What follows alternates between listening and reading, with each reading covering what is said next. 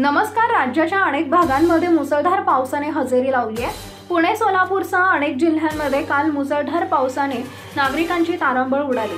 कोकणासह मध्य महाराष्ट्रामध्ये मान्सूनचं आगमन झाल्यामुळे मुसळधार पाऊस सुरू आहे।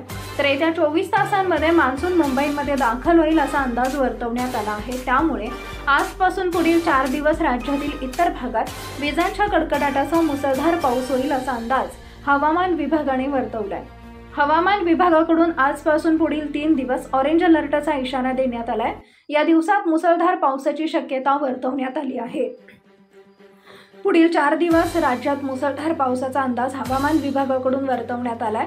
पुढील 24 तासांसाठी राज्यातील सर्व जिल्ह्यांना येलो अलर्ट देण्यात आलाय। हवामान विभागाने दिलेल्या माहितीनुसार आज मध्य महाराष्ट्र, कोकण आणि विदर्भात विजांच्या कडकडाटासह मुसळधार पावसाची शक्यता आहे। अनेक जिल्ह्यांमध्ये येलो अलर्ट जारी करण्यात आलाय, तर दुसरीकडे उत्तर कोकण आणि मुंबईत देखील मान्सून पूर्व पावसाची शक्यता हवामान विभागाकडून वर्तवण्यात आली आहे।